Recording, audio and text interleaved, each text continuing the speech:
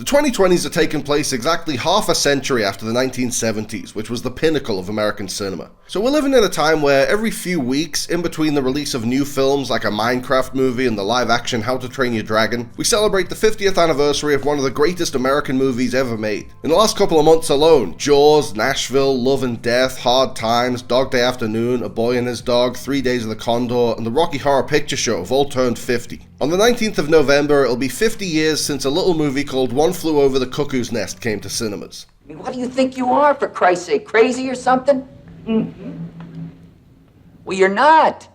You're not. You're no crazier than the average asshole out walking around on the streets, and that's it. When I was a little kid, first getting into film and working my way through the classics, I found myself on a run of old, slow, esoteric movies that didn't really speak to me as a young lad. I didn't understand them, I wasn't charmed by them, and I just couldn't get into them. And then I came across One Flew Over the Cuckoo's Nest. Unlike a lot of these other movies, Cuckoo's Nest hadn't aged a day.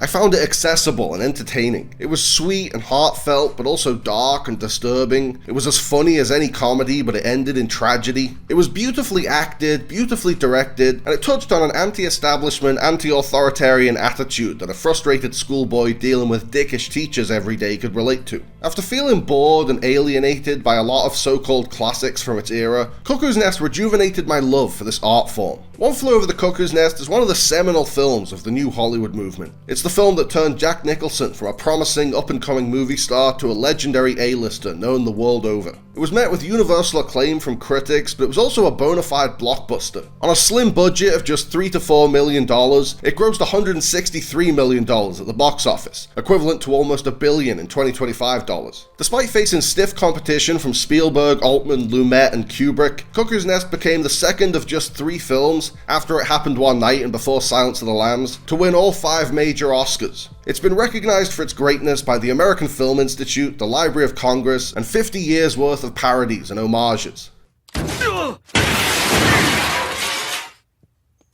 You know the door was open! Chief, break everything! Statutory rape, that's true, is it not, this time? Rewatching it now, the only thing that dates the film and doesn't fly today is that in the first few minutes of the movie, McMurphy is faced with a charge for the statutory rape of a 15-year-old girl and actually tries to justify it. She was 15 years old, going on 35, Doc, and she told me she was 18, and she was very willing, you know.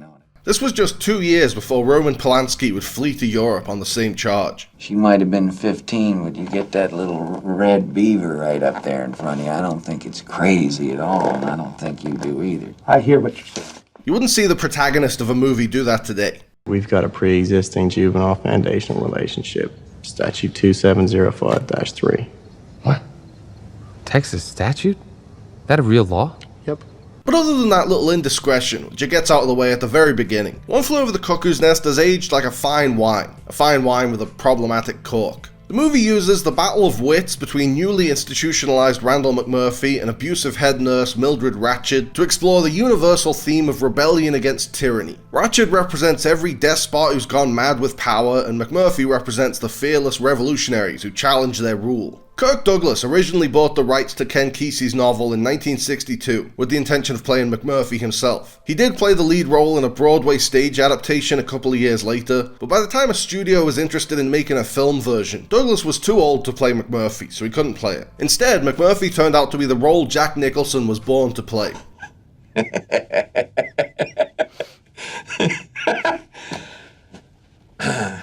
This character makes full use of Nicholson's range, utilizing both his dramatic and comedic skills and demonstrating his ability to play anger, vulnerability, and his signature streak of madness. It was also a great showcase for his star power, rallying all these guys to unearth their agency and demand fairer treatment. Alright, here's Tresh as the next batter. Tresh looks in, Koufax.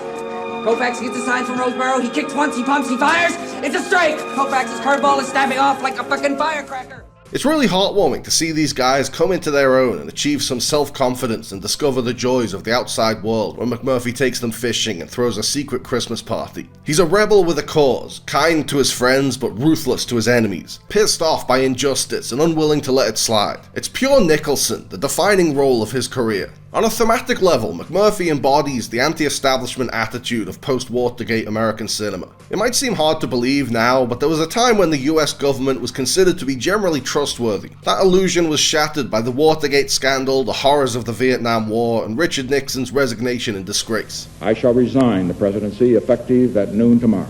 The American people were let down by their elected representatives and furious at the system that allowed it to happen. One Flew Over the Cuckoo's Nest tapped into that zeitgeist with its story of one man versus the system. It's no wonder why Kirk Douglas was drawn to this material. He played one of the quintessential noble individual stands up to a corrupt institution characters in Paths of Glory.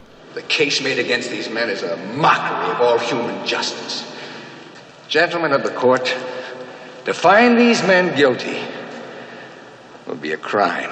Nurse Ratched's iron-fisted rule over her patients is a microcosm of how dictatorships work. She numbs them all with medication and forces them into complacency with an unbreakable routine of busy work. She makes sure no one has a chance to question her authority. What she didn't count on was one man coming in with the passion and energy and wherewithal to stand up to her. Although it was made 50 years ago, it feels depressingly relevant today. We're witnessing blatant corruption and injustice from the powers that be every single day, but we're also overworked and exhausted and disillusioned and feel so powerless and helpless that none of us can really fight back. At the time, it reflected Nixon's flagrantly crooked presidency. In all of my years of public life, I have never obstructed justice.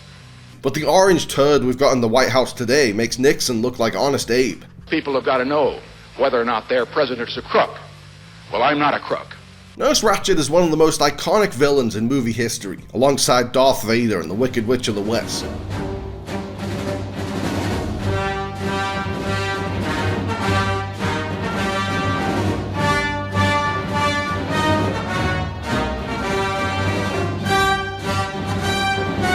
She's a cruel, cold-hearted antagonist, but she's not a cartoonish evildoer. Louise Fletcher imbues her with just enough humanity so you can see that she believes she's doing the right thing. She believes the way she treats her patients is what's best for them. She reveals her true colours towards the end of the film after she taunts Billy to the point that he commits suicide, and has almost no emotional reaction to his death. She doesn't really see her patients as human beings, they're her test subjects, her lab rats. Seeing this casual response to Billy's death is what makes McMurphy finally snap and try to kill her.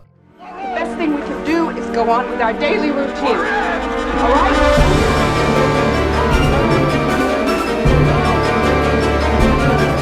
It's disturbing to see, but you also get why he does it. And on a guilty pleasure level, it's morbidly cathartic to see her finally face some comeuppance for the way she treats these guys. But of course, this impulsive attempted murder is the final straw for McMurphy, leading to the film's heart-wrenching ending. 1, 2, and 3. Beautiful. Come on, let's get the hell out of here.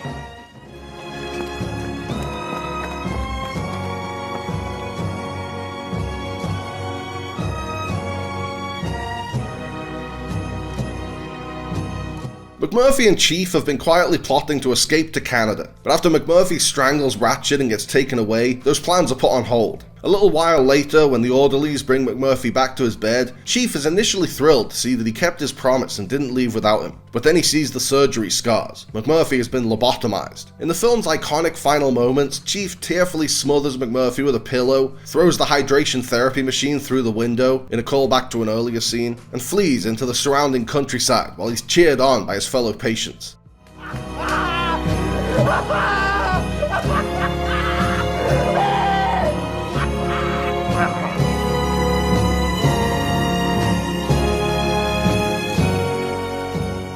This ending is bittersweet. It's heartbreaking to see what happened to McMurphy. He's a shadow of his former self, with all his individuality and spirit removed. But there's also a sliver of hope. At least Chief makes it out, and he euthanizes McMurphy to end his suffering. He knows his friend wouldn't want to live like that. Frankly, living out his days as Nurse Ratched's drooling, subservient meat puppet is a fate worse than death. So Chief releases him from that mental imprisonment. It's a grim ending for McMurphy, but his spirit and his tenacity and the hope he inspired all live on through Chief.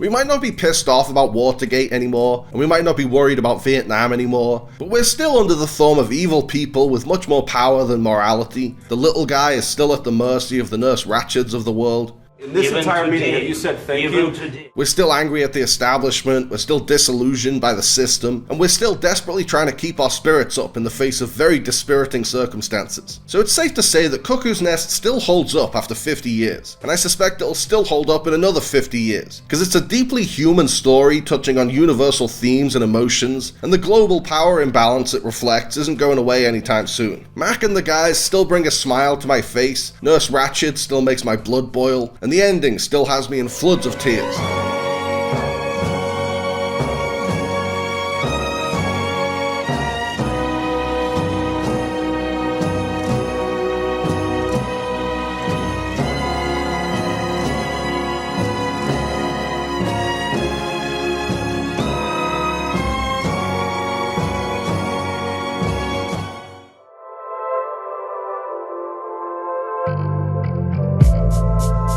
Thanks for watching, guys. I hope you liked the video. Remember to like and subscribe and click on the little bell. And also seize the day and call your mom and be kind to yourself.